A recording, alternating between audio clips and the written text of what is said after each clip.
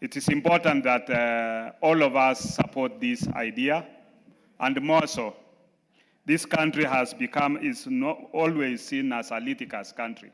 Whenever government comes up with a program that is going to help this country, you will find that somebody rushes to court to block it. And I think that this time, as a country, we need all of us to move together. It is incumbent on us, all of us, to see that this comes to fruition. Honorable Speaker, there's been issues about privatization of many of our non-performing parastatals. And among them is this House passed a paper on privatization of the Kenya pipeline, which I think, Honorable Speaker, is going a long way to make it more profitable, to make it a company that many people would admire, because of late, Honorable Speaker, maybe for the last 10 or 5 years, we've seen Kenya pipeline becoming scandalous, where there is loss of fuel, where there is busting of the pipeline, as we saw it in Makueni, with sabotage, and becoming a cash cow for some individuals to further the tender, even of the pipeline, which we are aware. And therefore, I think it's a high time that we make this not just to be a state agent, but that makes losses, but one that can be able to make profits for this country. Just the same way, a good example which people have referred is the Safaricom. Honorable Speaker, the President also touched on Kenya Airways, that within the next 1 year should be able to move in the right direction, and something is going to be done. I think this is efficient. Our President has good vision for this country, and those of us who the public has given us opportunities to serve in various fields, we need all of us to move together. The advisors, those people who have been given the civil service, let's come together and support this process to make it into fruition. Honorable Speaker, lastly, is the Western Road, the Mau Summit, all the way to Rironi, all the way to Nakuru, Maimayu, and the other one to Maimayu, and to the western part of this country. Honorable Speaker, during the months as we now approach December, the number of vehicles that will get stuck on that road is crazy. And therefore, if this comes into fruition, as it is in the government plan, then things will be able to improve, and this country will never be the same again. With those few remarks, Honorable Speaker, I want to support the President's speech. Thank you.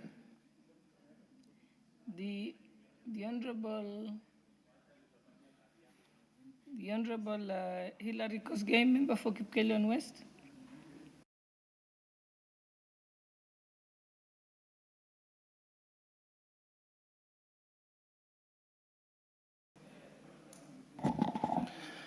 Thank you, Madam Speaker. Let me join my colleagues in congratulating the State of the Nation address made by His Excellency the President on the floor of this House a week ago, Madam Speaker. Madam Speaker, there comes a time in the history of a nation where leaders are born that are going to transform a country that has so much been left behind by politics, consumed by hatred and the politics of ethnicity, and that there comes a time when God gives a country a leader who is going to develop and spread development across the country, not the skewed development that we have been used from the independence in 1960, Madam Speaker. In 1963, Madam Speaker. And therefore, Madam Speaker, I have heard that people are quoting that facts are stubborn. And I agree with them, Madam Speaker, because facts are truly stubborn. Those facts, Madam Speaker, are saying that foreign direct investment in this country has tripled from 60 billion in 2021 to 195 billion in 2024, Madam Speaker. Another thing, Madam Speaker, is that it is a fact that the farmer registration into the agriculture system has risen from 300,000 in 2022 to 7.1 million farmers in 2024, Madam Speaker, giving the government a scientific intervention tool to give and supply fertilizer needed for the growth of our food production as scientifically, Madam Speaker. It is also a fact, Madam Speaker, and facts are stubborn, that production of maize has grown from 44 million bags in 2022 to 70 bags in the year 2024, Madam Speaker. But more specifically, Madam Speaker, on the President's speech, I want to dwell and to congratulate him on picking the 4 national priorities, Madam Speaker, to invest in people through science and education, Madam Speaker, and to make sure that we increase research fund from 0.8 of GDP to 2% of GDP, Mr. Speaker, by the year 2027. This one will enable us to do scientific research on our crops, including, Mr. Speaker, the new technology that has yielded a lot of coffee called grafted coffee, Mr. Speaker, and all the other researches in wheat and in sugar, where we are looking forward to having cane that matures in 1 year to increase production, Mr. Speaker. The second national priority, Mr. Speaker, is on water harvesting and irrigation. For a long time, this country has depended on the mercy of God, that when rain is abundant, that is when we expect to eat and to feed our population.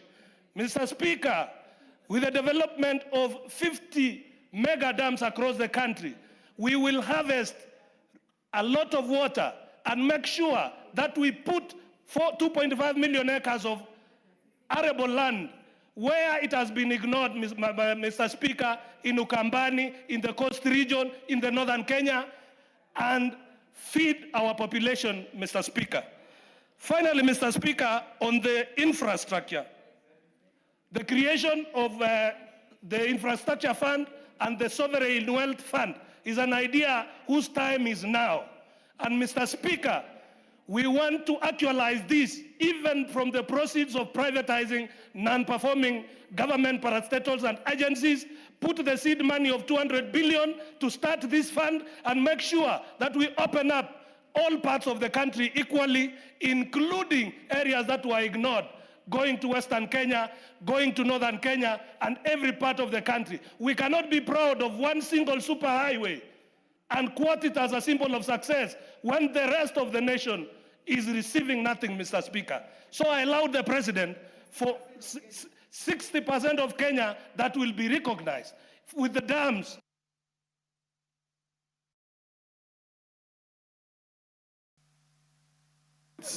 So that he's making a lot of sense. Proceed, Honorable Member. Thank you, Mr. Speaker. Yes. Mr. Speaker, the Northern Kenya has been ignored by successive regimes. But some members of this House would want to pretend that when their area is okay, the country is okay. It will not be business as usual, Mr. Speaker. And we have a president who is now open to developing all parts of the country without favor, without discrimination. And that is why, Mr. Speaker, there is no State of the Nation speech made in the floor of this House as important as the one that was made here a week ago, Mr. Speaker. And we are not cowards. We have learned to speak the truth all our lives. We cannot exchange fear and tribal dominance for the truth that we must speak. Kenya must be developed, all parts of this country, and the national cake must be shared equally. And this is the dream of the 5th President of the Republic of Kenya, to take Kenya from a third world country to a first world country by developing every area and every corner of this country.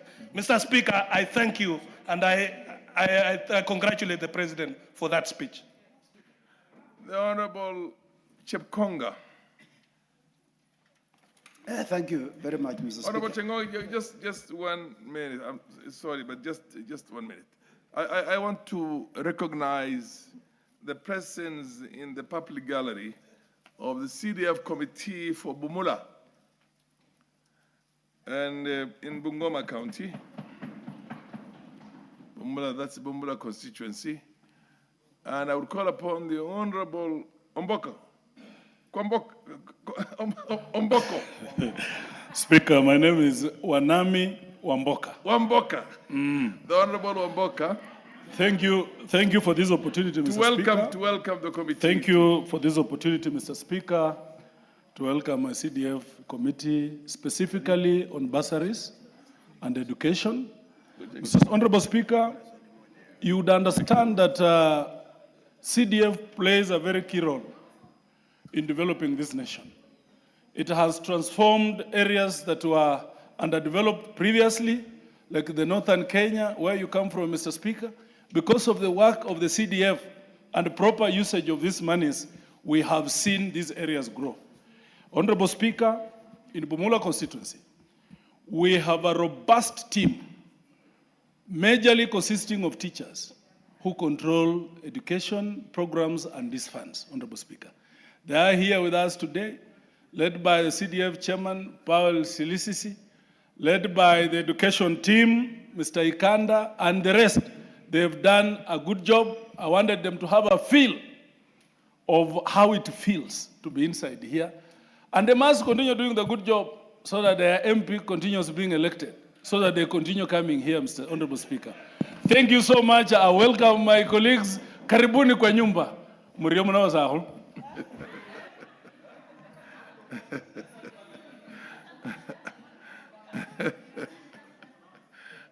Okay. Honorable Chepkonga. Thank you very much, Mr. Speaker. Mr. Speaker, I want to thank the Honorable Koske. He has contributed in a very fervent manner. Mr. Speaker, I rise to support the President's speech, which was, and commend him and congratulate him for a very wonderfully crafted speech that, in fact, he spoke from his heart. Mr. Speaker, I want to speak to three things with regard to that particular speech because of the time's limitation. Number one is the construction of the road between Maimayu and Rironi. Mr. Speaker, this is a very important artery of a road that is going to connect the Western Kenya and Nairobi City. Mr. Speaker, we've been sleeping on the road many times. Like on Monday, we had an accident along Salka. And the queue that was there, we were there for over 4 hours. And I was driving to come back to Nairobi. And Mr. Speaker, 60% of Kenya uses that road to go to western part of Kenya. Mr. Speaker, I don't know which other road can be said to be a very major artery in this particular nation. Number two, I listened to someone who just spoke here the other day, because he's no longer the chair of budget. He thinks that when Honorable Atandi is now the chairman of budget, he does not know what he's doing. I want to inform him that Honorable Atandi is very qualified, extremely very qualified, Mr. Speaker. You don't need to be the chairman. You cannot be the only one who can be the chairman of budget so that you can have a good budget. I want to tell you, Mr. Speaker, the Honorable Atandi's budget has been a very excellent budget, Mr. Speaker. We have seen a growth rate of 5.9% this last year, Mr. Speaker. Mr. Speaker, you know the nominal GDP of this country has grown from 12.9 trillion in 2022 to 16.2 trillion in 2024. Isn't that a miracle? In 2 years. I mean, people, as Honorable Koske has said, facts are stubborn. You cannot run away from that fact. And I want to tell you, Mr. Speaker, I want to remember the very famous speech of J.F. Kennedy, when he said, tell the people the truth and you shall be free. And we are telling people the truth, Mr. Speaker, so that they can be free of lies. People who say things that are concocted, things because it is not you, you now want to muddy and muddle facts which are as clear as between day and night. Mr. Speaker, you know, as I do, that the NSSF,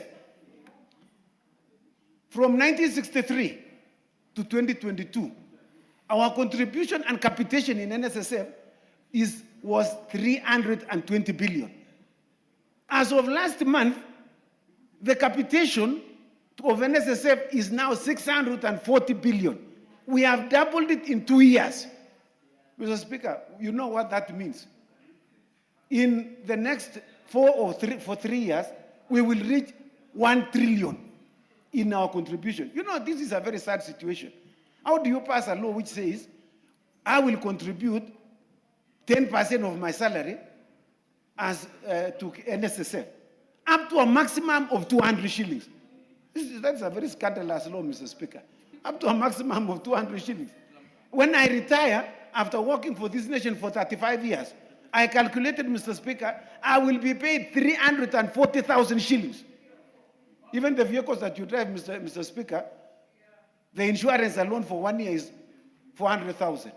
So you are telling me, Mr. Speaker, that when I retire now, because I used to contribute up to a maximum of 200 shillings, and I was supposed to contribute 10%, which ought to have been something in the region of about 25,000 shillings. That was, in fact, something that must not or ought not to have been done. And this president has corrected that anomaly. And we should congratulate him and thank him.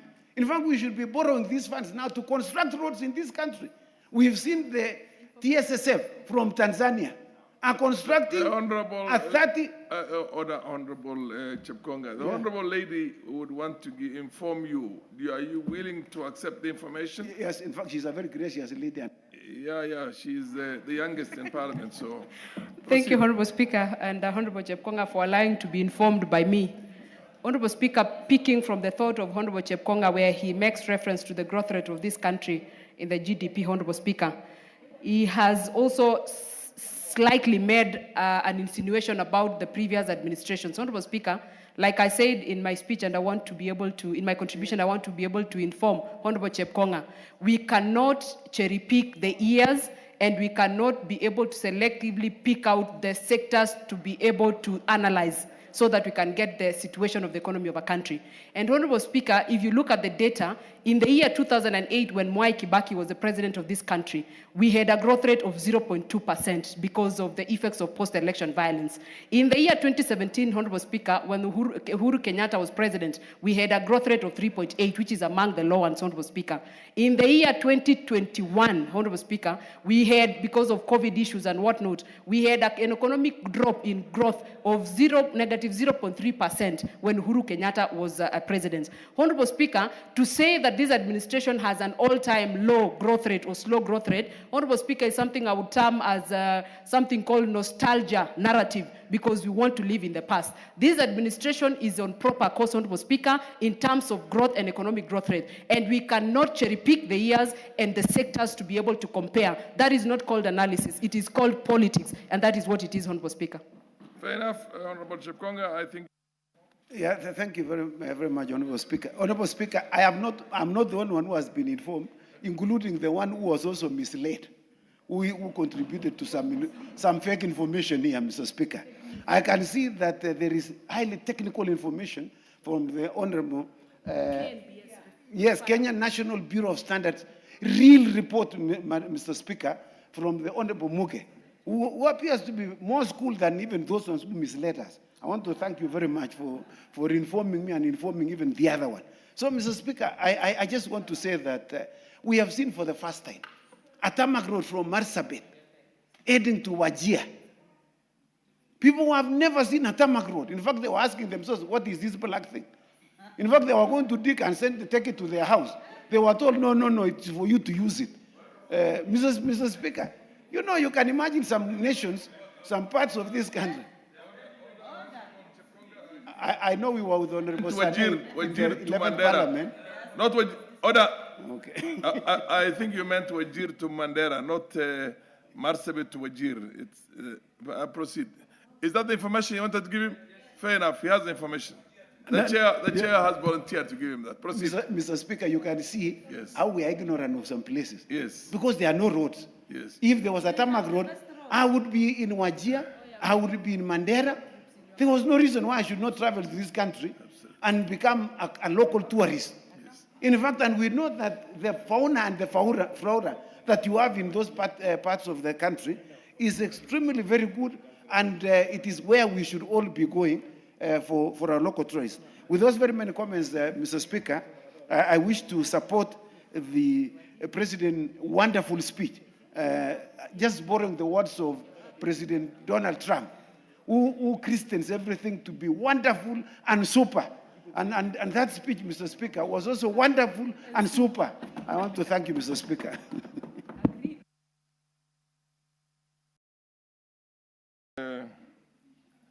The Honorable Kirima.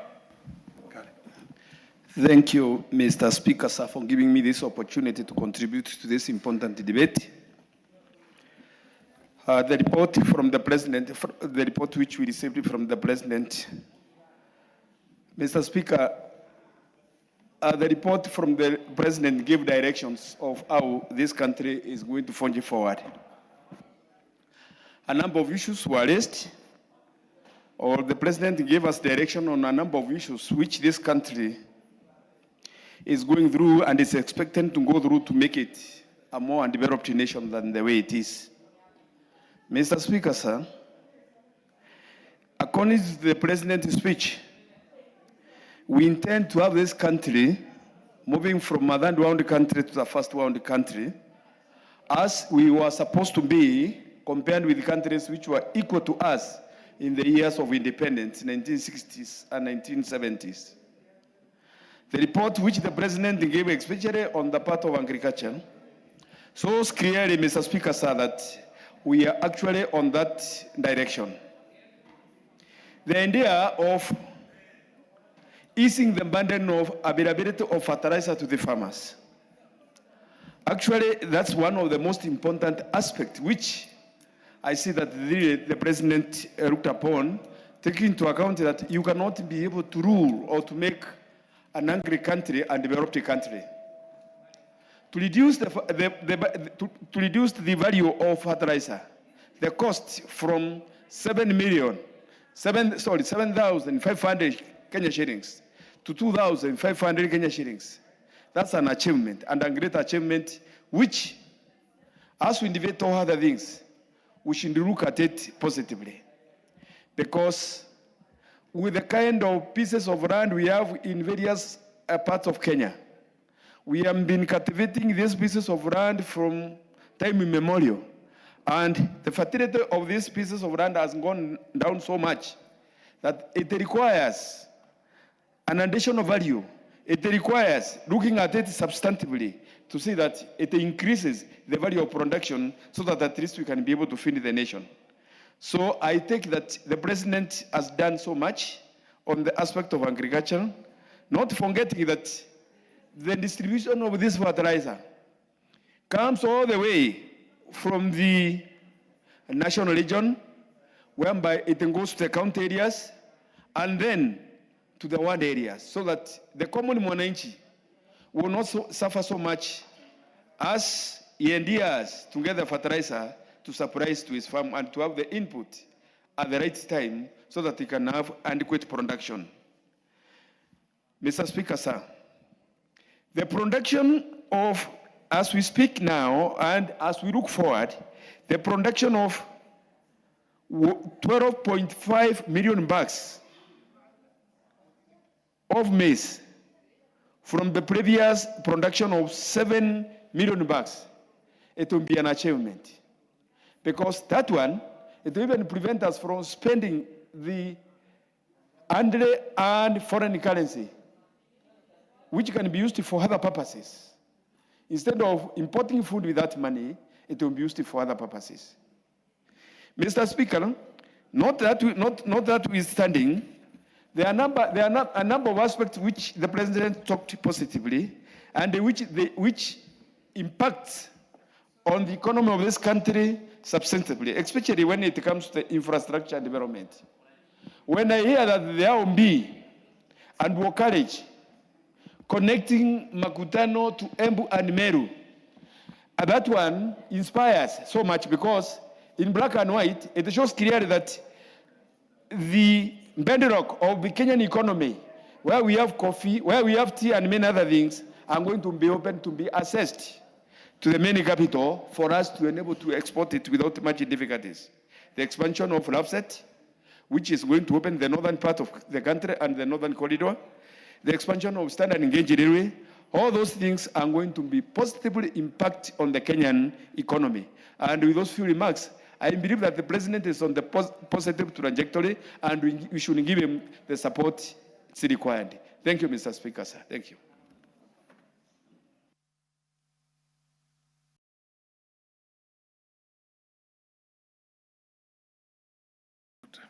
What's wrong with this thing? Honorable Sane Ibrahim. Thank you, Mr. Speaker. Mr. Speaker, the presidential state address, if you look at the tone of that speech, trying to move us from a third world disparate state to a first-class world is welcome. And that is manifest in his speech throughout the address. He means well. And that is anchored on hope. He's trying to give Kenyans hope that things cannot be the same. We have to think outside the box. There should be novel ways of governing this nation. Stewardship. Things must change. It is not for the ordinary to speak in that manner. The president seems disturbed and wants to change this country for the better, inculcating hope not only for his remaining second term, but for terms to follow. He means well that any leader should strive to take this country forward, not for the present generation, but for posterity, Mr. Speaker. That hope is what is expected of any leader. Every leader. A leader is required to give hope, not to give despair, not to lament to the people he leads. The folks represented by President William Ruto requires hope, even if there are serious, gigantic challenges facing this country. So I entirely accept with that part of the speech, where he wants us to change the mind, be positive, and focus on the future for the well-being of Kenyans generally.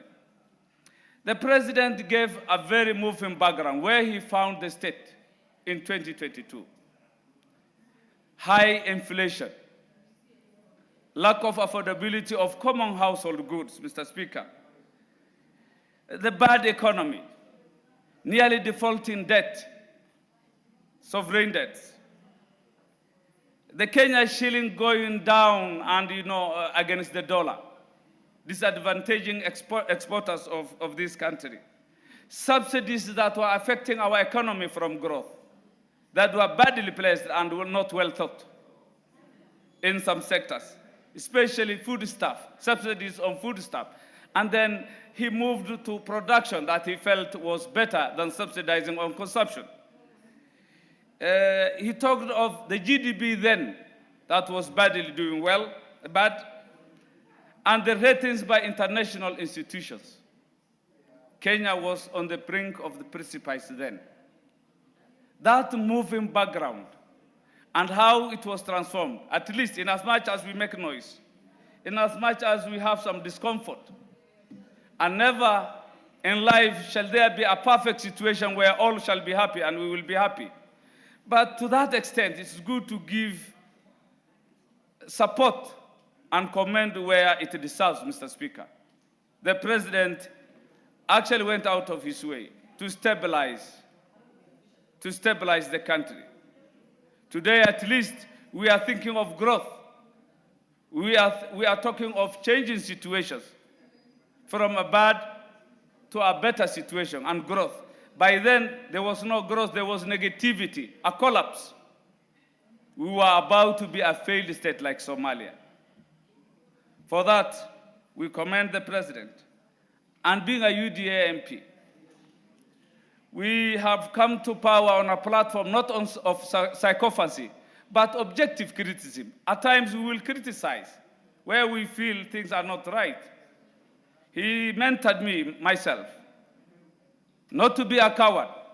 I'm afraid I can see, Mr. Speaker, time is up, and I wanted to address a few things. No, proceed. You have give him an additional. So, 3 Mr. or Speaker, 4 the minutes. President gave a very flowery, sweet, persuading speech.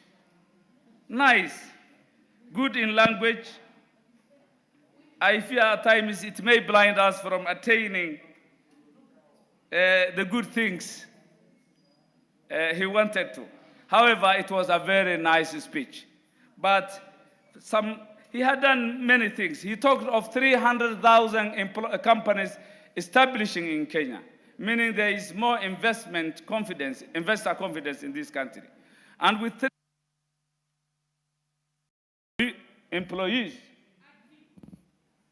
300,000, companies, that comes with employment of our youth, most of the Gen Zs who have been in the streets, carrying sufurias, coming to parliament, chasing us through the tunnels. You can remember what we went through the last 2 years.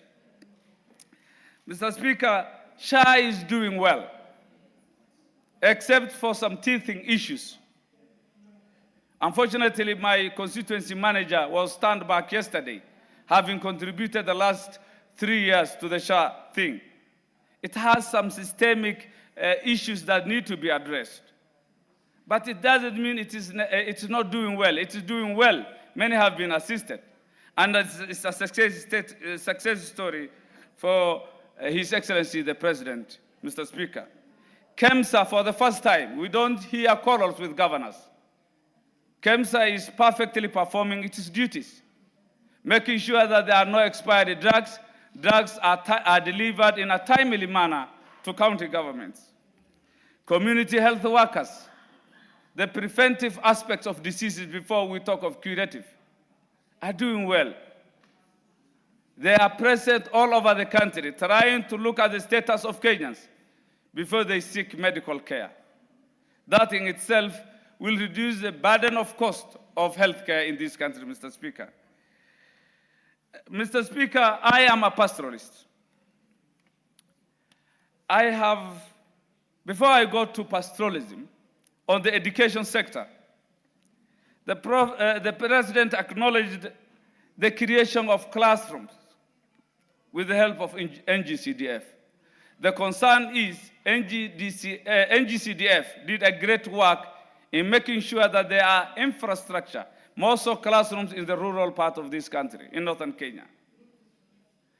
With the coming to end of NGCDF, if we don't think and move with the speed, by 30th June, the court has ruled that NGCDF shall stop. What will befall northern Kenya after that? Because the first presence of the government in northern Kenya is NGCDF. If that will cease to operate by 30th June 2026, then we will be challenged in northern Kenya. So it is good the President appreciated the importance of NGCDF. But are we really looking forward on how the status will be like from 30th June 2026, Mr. Speaker? Yes, it is true the President has employed, this government has employed many teachers. For the first time, northern Kenya is advantaged. Northern Kenya. But I have issues with balance. There are so many teachers in other parts of the country who are not doing any work. Localization of teachers has costed northern Kenya. We need more teachers. Yes, he employed many teachers, and I appreciate. But are these teachers going to where they are required? We need to balance teachers across this country. Many teachers are in parts of central Kenya and other parts, yet they are required in northern Kenya, they are required in Nyanza. There needs to be a balance on how these teachers should be posted, Mr. Speaker. Overseas scholarship It is true there have been so many overseas scholarships, but there is so much corruption in that.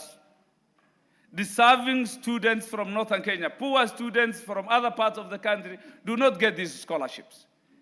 It is something shared for those.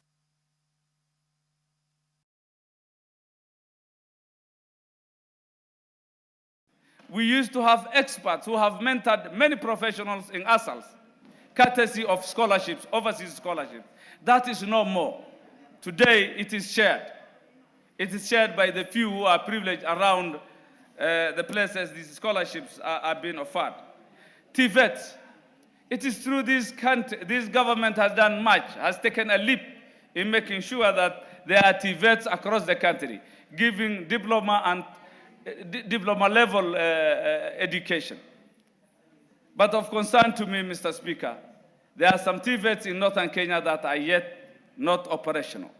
I think it is important that the ministry makes sure that the TVET in Bute, Wajir North, is completed and operational to serve the constituents and many others in northern Kenya, Mr. Speaker.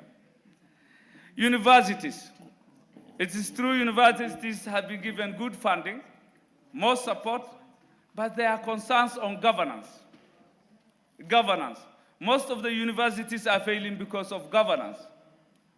While the government has dispersed colossal amounts of money to them, there are issues of governance. Who should be the vice chancellor? Who should be what? That is bedeviling the higher institutions, Mr. Speaker. On housing, it is true there has been big projects on housing. But in northern Kenya, they are very slow. I don't mean that they are not there. There are few, one in Garissa, one properly in some constituencies, but majority of the constituencies like these housing markets, the department is so slow. I know they mean well and they are in pipeline. We want this to be fast-tracked so that Wajir North gets the ESP markets, the housing, affordable housing projects, housing for police stations, and many others as expected. On the Hustler Fund, Mr. Speaker, it's a good program, but northern Kenya is yet to benefit from it. Probably because of the interest aspect of it. We did request the president to improve on it so that it is Sharia compliant. I'm sure few have benefit, but we are so much optimistic that Nyota, the Nyota program, will be doing well because Nyota is constituency-based.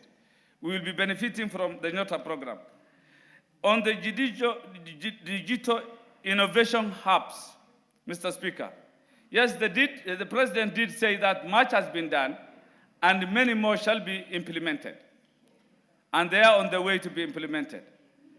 I would request that this be speeded so that the ASALs that are disadvantaged get this internet connectivity.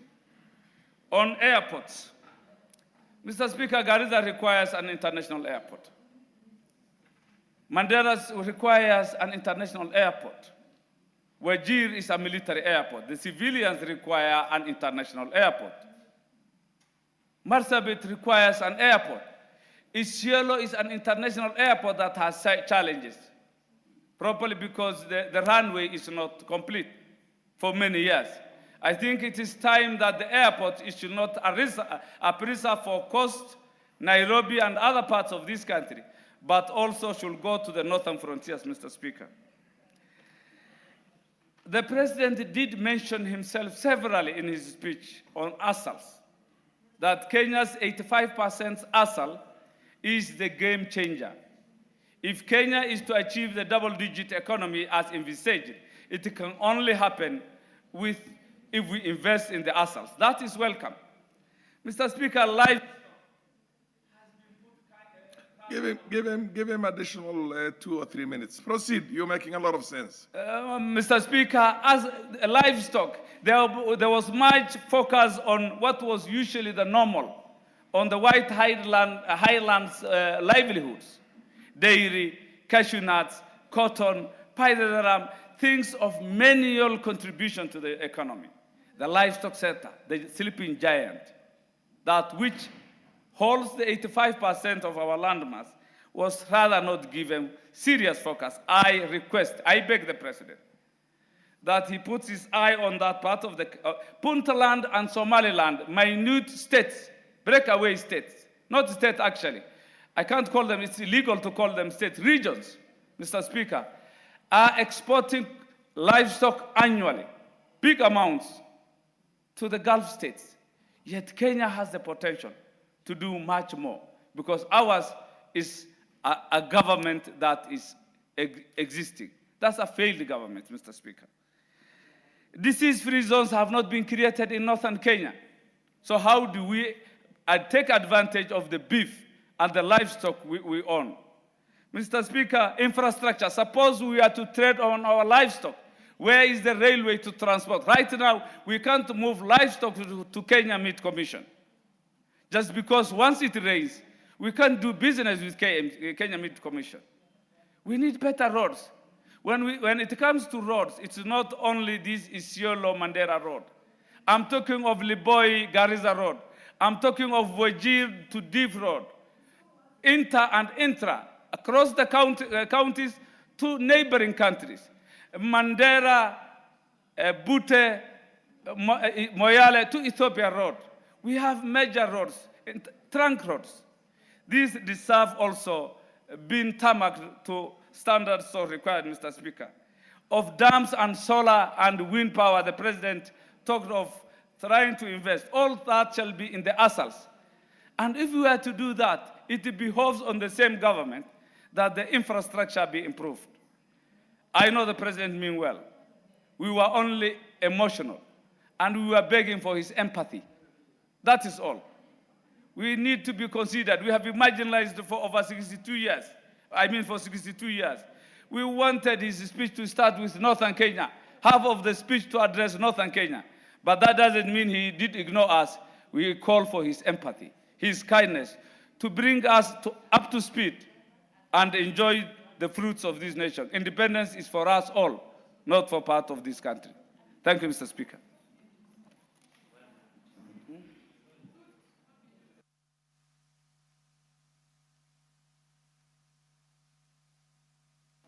Followed by Honorable Cherarot, followed by Elisha. Honorable Elisha.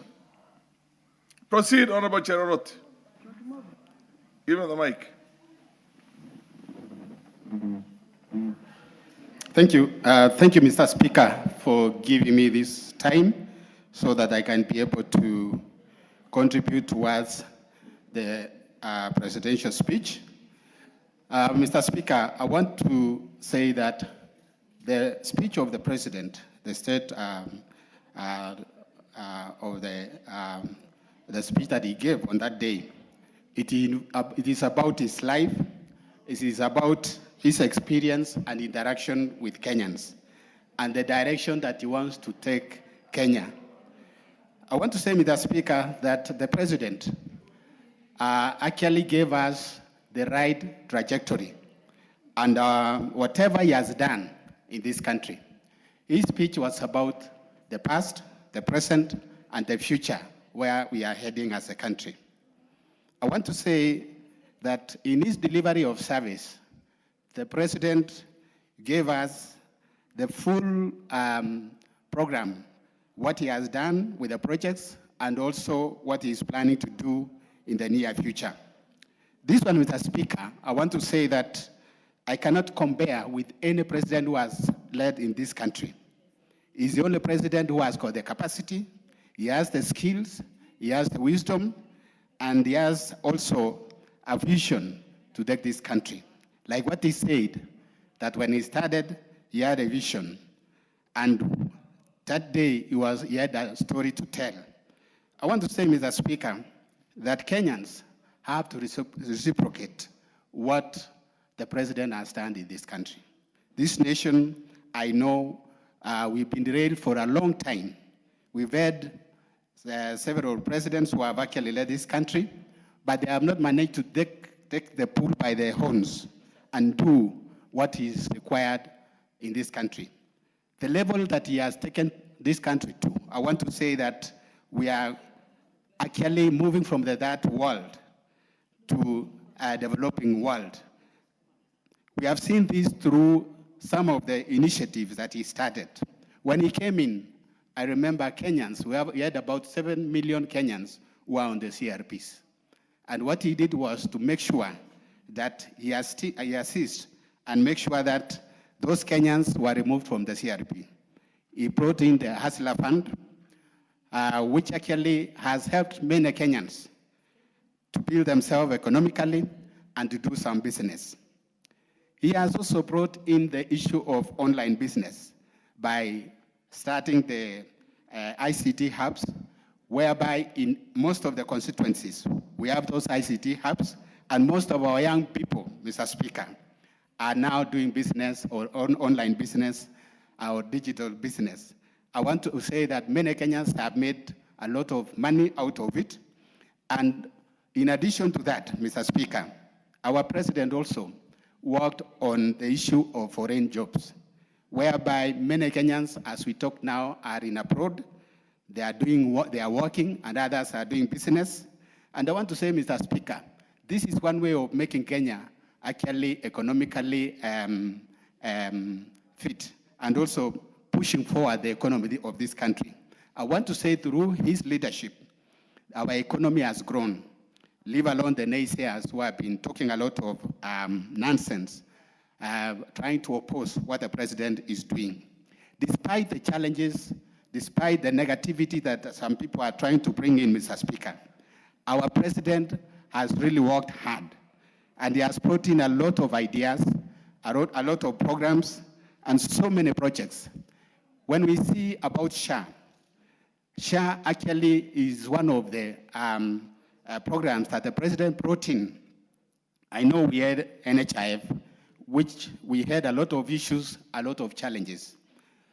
I want to tell a story, Mr. Speaker. One day I visited one of my constituencies, and in the hospital, St. Leonard, I met this old man who was admitted, and what he asked me was that, is this rich man also with me here belongs to this place, or do I belong to this place? Because he couldn't believe, because St. Leonard is an hospital whereby the rich go there.